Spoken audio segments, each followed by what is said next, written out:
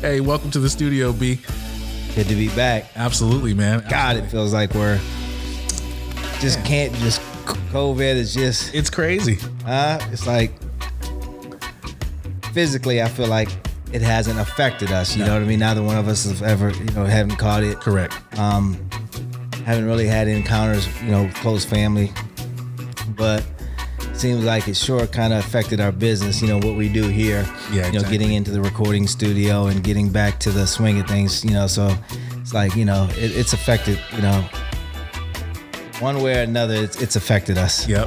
So it's good to be back in the studio, man, and we're ready to bang out finally season 2 and get season 2 finally underway. Yep, right. So exactly. So happy to be here. Hey, thank you, man. So we want to thank you guys for listening to By the Block with Bryan Chavis. Today we are going to talk about forensic audits. One of the first parts of the forensic audit. We're also going to talk about some current events. So we just want you guys to tune in as we go through this. But before we get started, we want to thank our sponsors, the Multifamily Matrix, Bryan Chavis Coaching and Consulting, and one of our other sponsors, Renometer. Just thank you guys so much for sponsoring our podcast. Check out Multifamily Matrix at bryanchavis.com/matrix. These are premier multifamily investment certifications. You're going to want to see all of the courses that we put together, over 130 different videos designed to educate you, help you get trained and certified in the art of multifamily investing. There's also networking involved as well. Get to work alongside Bryan Chavis himself and his team. So it's just a wonderful program that we put together, and we invite you to take a look at that. And so thank you to our sponsors. So B, real quick, let's talk some current events before we get into this forensic audit.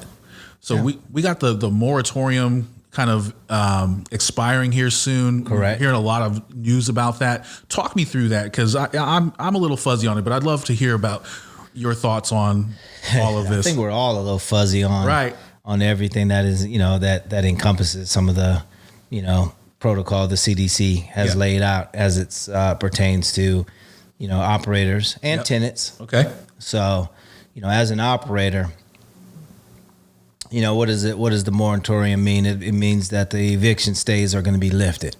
Evictions haven't been permanently, halted. Okay. They just made it a little bit more difficult. Like if a tenant did literally file and prepare documentation, right, then they can pause the eviction. And that's what has happened. A lot of operators could still actually move forward with the eviction for anything other than non-payment of rent. So it hasn't stopped, a lot of operators. And some of the mom and pop operators probably are not as in tune as, the institutional level investors that understand that, hey, look, I can still non-renew tenants. I can still evict tenants for non-compliances of lease agreements, and I can still move forward with an eviction for non-payment of rent. However, if the tenant does, fill out the proper documentation required by the moratorium of CDC, then it pauses the eviction. But with all that being said, as we've now just educated our listeners and viewers, with that being said, there's still tons of operators that are affected by the moratorium, meaning the evictions, they have been unable to evict a tenant due to backlog or a pause being placed on the eviction hearing itself. Right. So what does that really mean? Is now getting to your question, as we've kind of enlightened everyone. Now, what does that really mean, and who's that going to affect? And as I alluded, it's going to affect, in my opinion, when you're talking about as an investor and you're talking about someone looking for opportunities. Yeah. For me, I'm looking at opportunities within that space between, the 20 and, 80 unit space. Got it. Smaller operator, I feel, may have more trouble, just guiding the ship through, the post-COVID. Okay. Especially if a lot of the lien holders have put the operators in some sort of forbearance. Right. Which is basically pausing and saying, hey, listen, you don't owe us right now. Yeah. But as soon as this lifts and all this is done and the weather clears, you are going to owe us.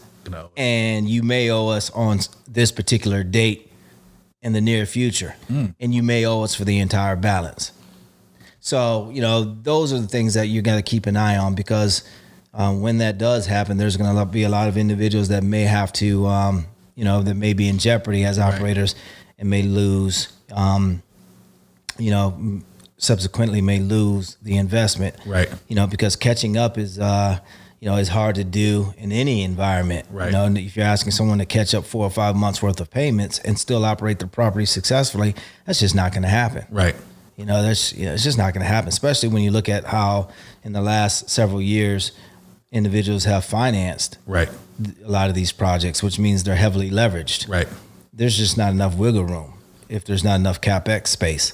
And, if you're pulling from CapEx to be able to, you pull from CapEx to be able to offset our pay mortgage, our debt, our expenses, CapEx eventually runs out. Then the investor is tapping into their own pockets. Got it. Okay. And and just piling on and piling on. Eventually, we all know what happens. Right. It comes a point to where it's you fish or cut bait, and it usually the individual chooses to cut bait, either themselves as the investor, or whether or not they are they're a guarantor to the loan, or the bank decides to basically say, hey, look, no, pay us, or we're parting ways with you. So either way, something's going to happen to where, that property, there may be an opportunity for that property. So I foresee opportunities, owner finance opportunities. I foresee, which is almost like a bailout to the owner. Right. They're going to have to give up a percentage of ownership, a large percentage of ownership. But, for someone to come in with a cash injection to be able to keep the property, obviously that if they're personally guarantored, that makes sense. Right. That makes sense. Right. So this is not legal advice, but I have a question for you. Because I'm going to ask you a question, and so I want your opinion, but just letting people know this isn't legal advice. You have some creative ways that you, not throughout the moratorium, but dealing with evictions, you've done things like cash for keys and things of that nature. Yes, that's with your own personal tenants. Right. Okay. Correct. So with people that are dealing with, so once the things are lifted, the moratorium's lifted, you're dealing with tenants who can't pay their rent. Are there any creative things that you would find yourself doing if you found yourself with, quite a few tenants that just weren't going to be able to catch up and you need to turn those units? Absolutely. That's a great question. Yeah. Absolutely, Nathan. For me, I jumped on it immediately. Okay. So when I anticipated, and you can go back and dig through our YouTube channel and find when I addressed the situation of COVID when it first hit us. And when the shutdown happened, we immediately started going live on Facebook, helping operators and owners, create a way forward type of framework. Yep. And what areas do they need to to address immediately. And one of the main things, I spoke about was getting in front of your current tenants, right, and interviewing them and asking them, questions and putting a questionnaire out there, whether it be offering a discount in rent to fill out the questionnaire, right, or gift card of some sort, but or offering some sort of incentive for them to fill out the or take an intake call with you for 5-10 minutes, so you can poll your tenants and find out where they are. So for me, it was getting in front of them and in the very beginning and polling them and asking them questions. How stable they thought their job was. Did they have enough savings? It's kind of personal questions, but I needed to know this, so I needed to know how to approach. Right. And I let them know, I'm asking you these questions so I know how to approach our relationship moving forward, because I don't want your lease to be in jeopardy. Yeah. And so, and very few said, no, I'm not going to be able to make it. Most said I had enough savings, and they did. Right. But there were a few that didn't make it. And what I did was just offer them cash for keys. Well, let me give you X amount of dollars, and you just give me the unit back. We walk away. Yep. No eviction.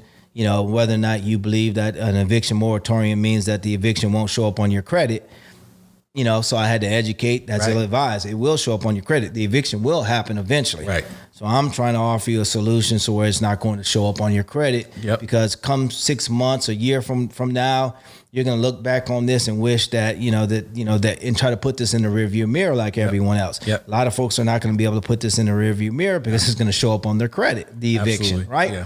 So let me help you avoid that. And so that's when I did the cash for keys, and I gave, sometimes I just simply gave a couple of $100, but gave them their full security deposit back. Yeah. And that was enough. Yeah. So, you kind of fill out each tenant, and that kind of saved, us as I won't say it saved us because, it was very few in the demographic where I was, but it saved a lot of our clients. Yeah. So yeah, well, I mean, getting ahead of it. Exactly. Well, I've worked alongside you long enough to know some of your strategies. And I think, that would have helped out a lot of people who don't even know about that or chose not to do that. And they're going to be in for a world of hurt dealing with all these evictions. So, thank you for breaking that down, B. So I want to get into the forensic audit. So part of due diligence, this is a 4-week program that we're going to be doing in the Matrix. But we want to, talk about some of the parts of the forensic audit. What is a forensic audit? Why is it important? And where does that come sounds in? important. Yeah, exactly. Yeah. Forensic audit. I know. Are we investigating dead people or what is this? What are we doing? It sounds, it's a term that was given, that I learned about in the multifamily space when I was in the multifamily industry. Obviously, my history is with stabilizing, troubled properties in neighborhoods that were troubled, and transitioning. And the forensic audit was basically a deep dive, just no stone unturned. Yeah. Not just looking at financials and glancing at them, but digging deep into the files, the tenant files, and looking at the ledgers and things of that nature, and uncovering and painting a story or creating a framework that kind of told you a story about that tenant, where they are now, where they are currently, where they're headed. And it gave you an idea in your underwriting. Yeah. And it gave the underwriters and the analysts a better idea of pro-forming that particular property. But more importantly, it gave us as operators and asset managers a better idea of techniques that needed to be employed, on day one of us taking over that particular property. So, we knew that particular tenant went in this particular file. Yeah. And that file was maybe stacked up this high. Those were all the people we were going to evict. Okay. No questions asked. Once we took over the property, we were basically moving forward with an eviction. We were not looking to renew. Then there was the pile where we were going to renew. There's the pile where we were going to work out balances and things like that and try to get things back to a zero ledger. So all that had to be worked out. Okay. Now you're talking 300-400 units. Yeah. So, the piles were quite high. So, you're going through these piles. So a forensic audit is really a deep dive and just really understanding the tenant ledger, each tenant ledger. Okay. So deep dive, understanding the tenant ledger. What phase of property management does this come into? Is this part of the acquisition phase when you're... That's a good question. Yeah. Okay. It's definitely a part of the acquisition phase. Okay. The due diligence, there's some like myself that may perform due diligence on a property that you own every quarter. Right. Okay. Or annually. Okay. And that's important. Right. As you're looking at the management plan. Yeah. Right. And you're matching up the management plan. Yeah. And making sure that you're staying, along the management plan path. Right. And, the only way you can do this is obviously looking at your dashboard reports and making sure you're in alignment. And then you make changes as needed. But so sometimes a forensic audit every quarter or annually is done just to make sure everything is airtight at the end of the year.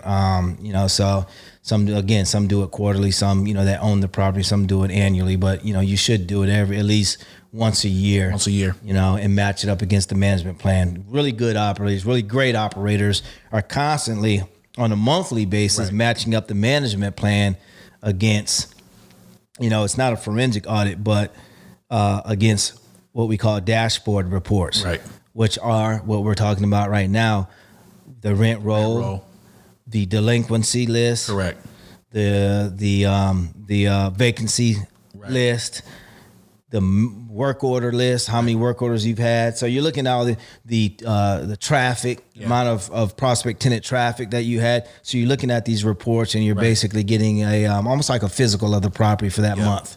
And so I want you to take me through that. So I've got this list here of all the things that we look at on a rent roll. I see a lot of people, and I'm asking these questions. So my job is to ask stupid questions on the podcast, and put my first time investor hat on. Right. Because I see a lot of like people nod the heads in class, and it's like, are you really listening? And I see people, just put an offer out on a new property, and it's great to offer, and everything looks good at first, but there's so much. I mean, I've seen the 300 plus checklist that you have. Man, there's so many things to look at beyond just placing an offer. And so let's go into this. So within the rent roll, the first thing we're looking at is evaluating the correct amount of rent being paid. Why is that something that we need to pay attention to? So the idea of value, and one just simple. You have cash on cash return. You've got cap rates. We can talk about return. Metrics. Yep. Cap rate gives you an idea of value. So when you talk about the value of a property, it's net operating income divided by the acquisition price. Net operating income, when you're talking about evaluating the actual rent roll and seeing how people and what people pay, well, really you're evaluating the net operating income. Okay. So if you're evaluating and the net operating income is under scrutiny, then the value means it's under scrutiny. Okay. Of the asset.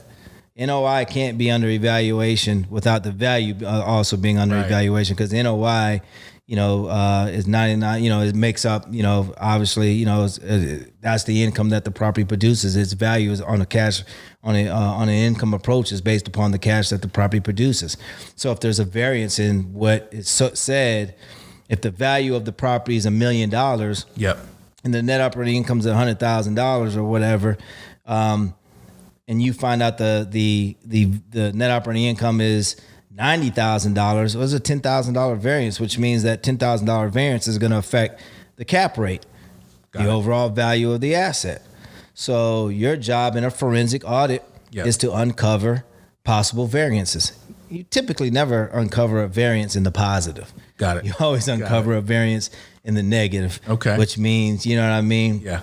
Which means you're going to be told there's $100,000 in income. Right. And find that there's only $90,000, which changes the value of the asset. Yeah. But the seller is going to say, no, the property's still worth $1 million. You're going to say, well, wait a minute. Yeah, based on $100,000 worth of income, annual income. Right. But it only produces 90. So now it's only worth, $945. Yeah. Some, not that exact number. My math sucks, but you get the idea. Yeah. There's, it's going to be less expensive. Absolutely. So evaluating the actual number of vacancies is another part of looking at the rent roll. Why are we evaluating actual number of vacancies? Again, all affects net operating income. Okay. So, you always have, a vacancy in your underwriting. You're underwriting vacancy and bad debt. Okay. So just understanding bad debt collections and vacancies, it also tells you what affects negatively, what's affecting that net operating income. So you want to understand, and look through the vacancies. And also, as an operator, I'm looking through, are these vacancies actually self-inflicted wounds? Are they a byproduct of the market and overall conditions?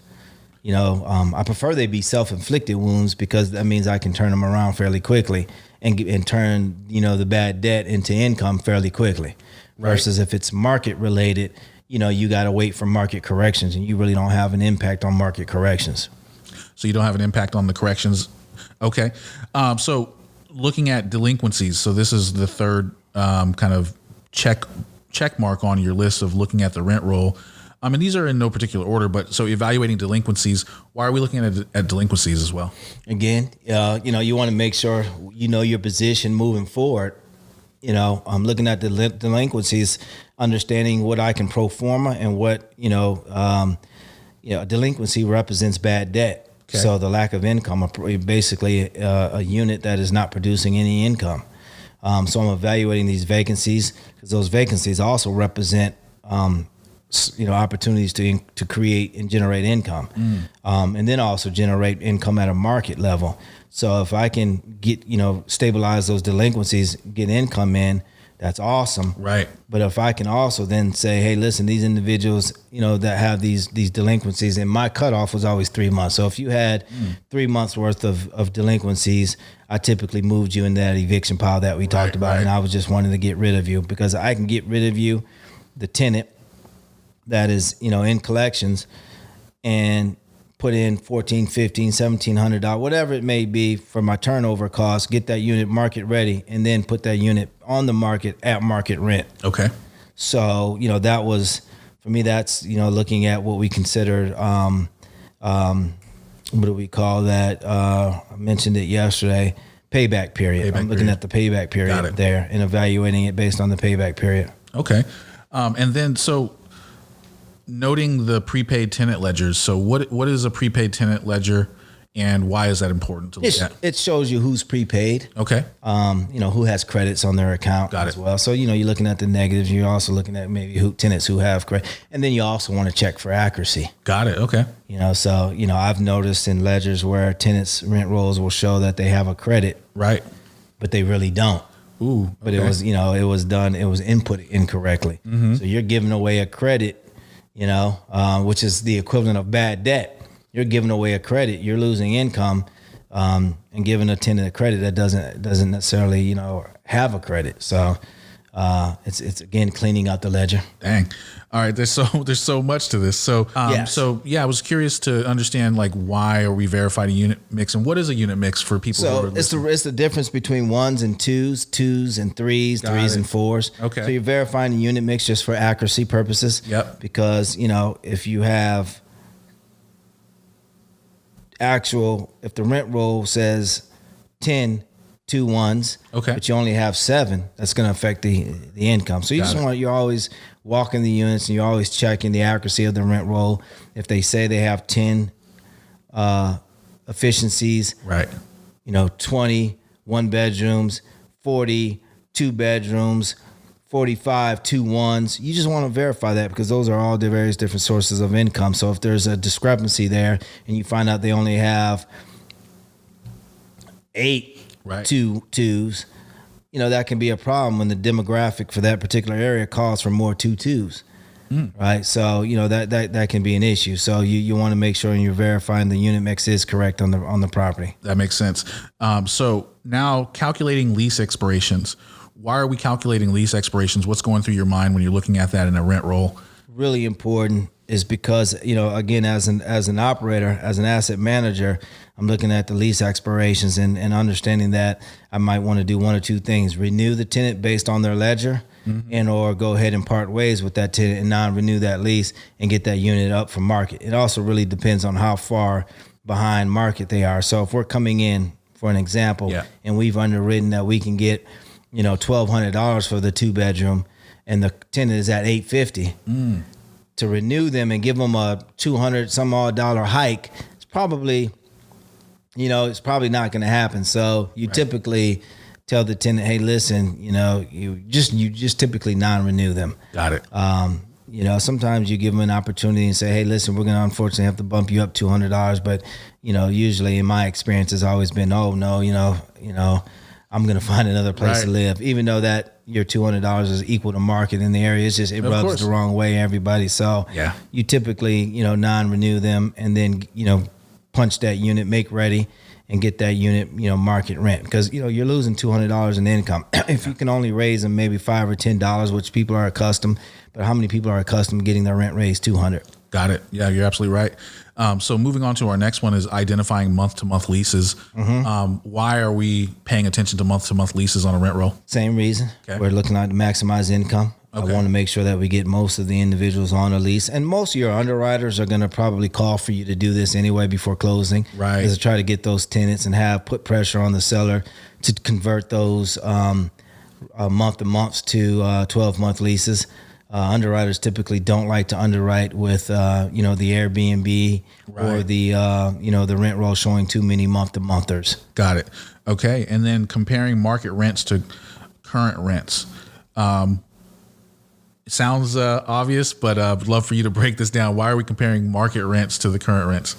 For that reason that we talked about, when you're doing those renewals and understanding where the market is and how much you're actually losing, what is that variance? Right. If you don't understand the market, then you really don't understand the variance. Right. How do you know 850 is too low? Well, because the market is calling for 1,200 for those 2 bedrooms. Right. So yeah, thank you for breaking it down. And I think about that as well as like, so yeah, you're doing due diligence on a property, but some people inherit investment properties and they're like, okay, well, this person's in here paying this much rent. I'm just going to keep it the same instead of actually evaluating and realizing that they can, increase their income. So yeah, thank you for breaking that down. So we've got a couple more here. So matching lease terms, lease rent, and other fee charges on the rent roll with those on the lease. And so why are we doing things like matching lease terms and lease rent, and all the different fees? Why are we looking at that stuff? Yeah, you're checking and making sure for accuracy purposes. Okay. So typically you're looking at some sort of software, AppFolio, Buildium. Right. You're looking through software, right? So you're looking at a tenant's ledger, from a computer screen or a tablet. Right. You can't just do that. You have to verify, what it says on that that platform, whether it be Buildium, AppFolio, Yardi, whomever, on the actual physical lease. So you always have to have the tenant file in front of you, the physical file in front of you. That again is what forensic audit is about. Got it. So some people may audit through a computer screen. Yeah. Forensic audit means you actually got the hard file in front of you. So when you asked me in the beginning what the difference between forensic is so when I was taught, when I was in the multifamily industry, a forensic audit is the actual file in front of you. Yeah. And and also having the tenant information up on the screen. Yeah. But a lot of people underwrite just looking into the rent roll or gaining access to from the owner and looking at the rent rolls through the property management software.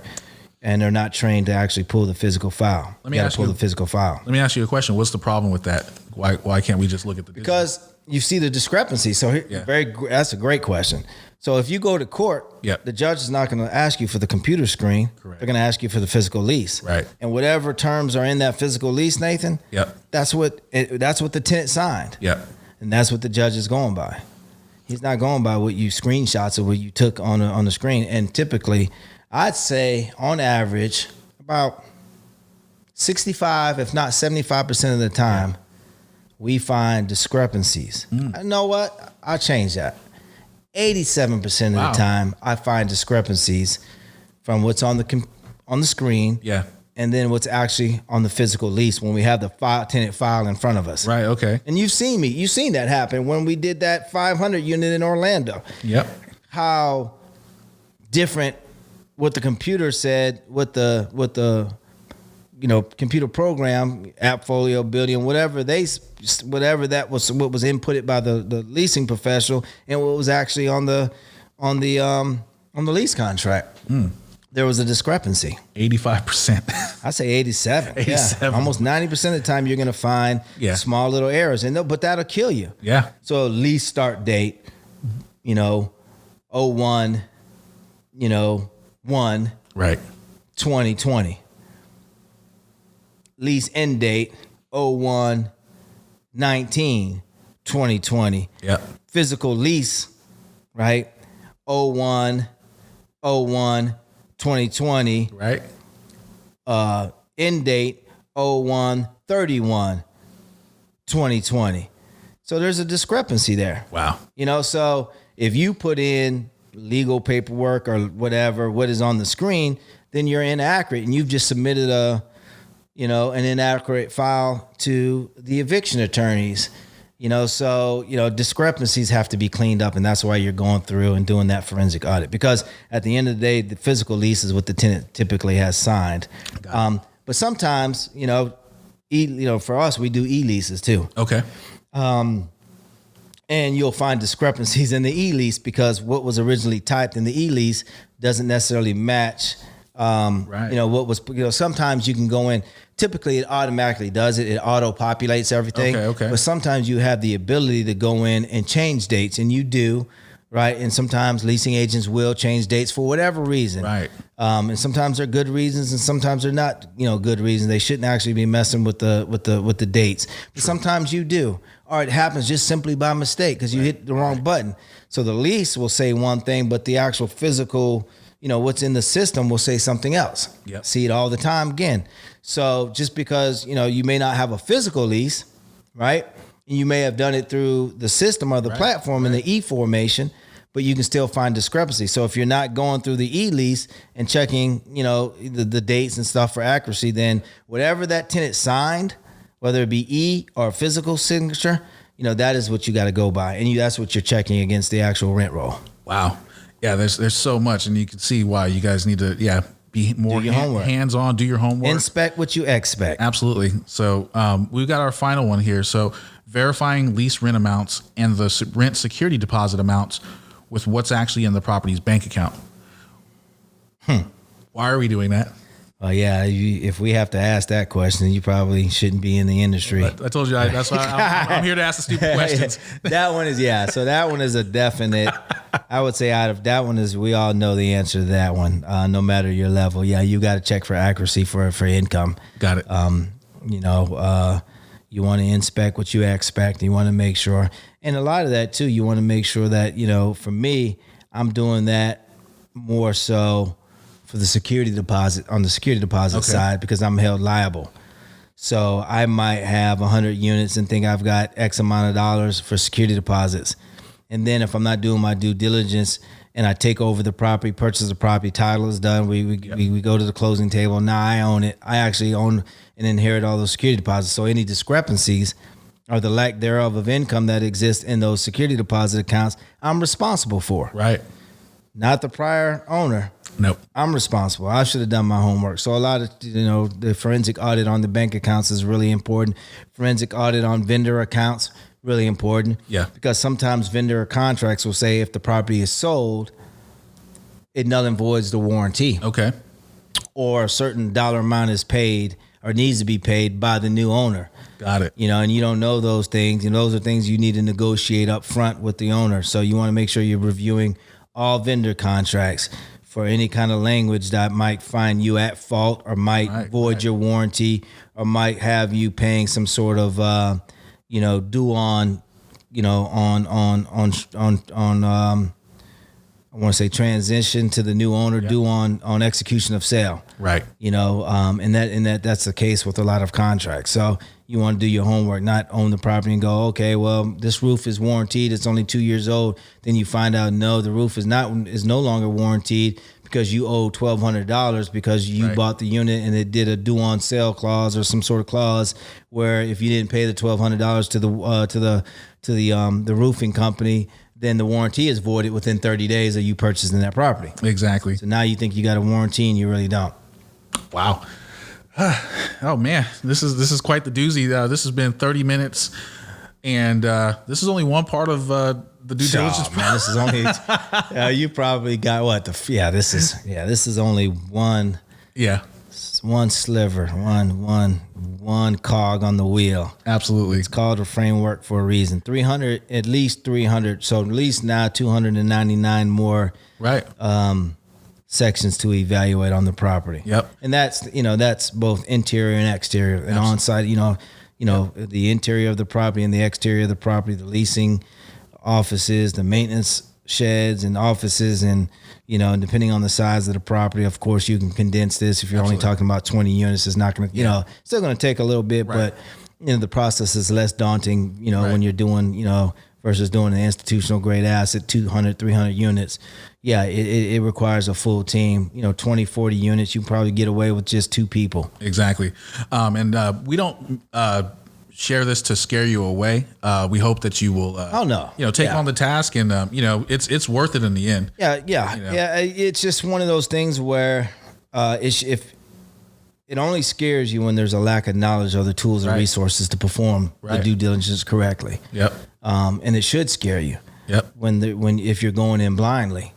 But that's again the value of the multifamily matrix is all the education and training that we have within, the platform. It's an educational platform. It's no different than like going to an online university. Yep.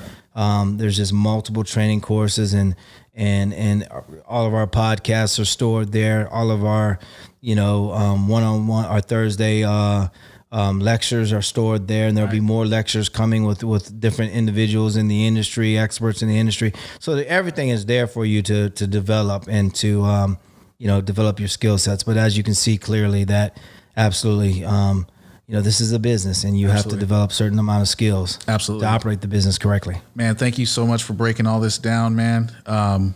B, you like giving away free stuff, man? Yeah, let's do something. What we got? What are we giving away? So Renometer, they said they love what you're doing. They love what we're doing.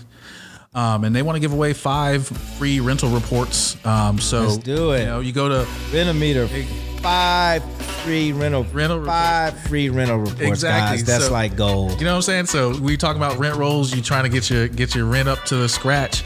Go to bryanchavis.com/Renometer, and you're going to be able to get 5 free rental reports from Renometer Pro. It's a great resource that we use to evaluate if we're high or low. Where we are in that rental market. Exactly. So, special thank you to Renometer for offering that. And love our Renometer team. Yep, exactly. So, B, thank you so much once again for joining me in the studio, for being such a wealth of knowledge, man. And, make sure you guys visit us at bryanchavis.com/matrix. This is going to be part of our 4-week series of due diligence, among many other courses. Join us tonight. And if you're interested, either on live stream or inside the we'll post a link to where you could we're offering ourselves a giveaway. We're offering free scholarships to our Thursday night lecture. So if you want to attend, please reach out. Absolutely. Let us know. Just reach out to info@bryanchavis.com. info@bryanchavis.com. We'll go ahead and send that out to you. Invite you out to check out what we do in the Matrix. B, once again, thank you so much for being here, bro. And I look forward to speaking with you next week. Yes, sir. All right. Take care. Take care, guys.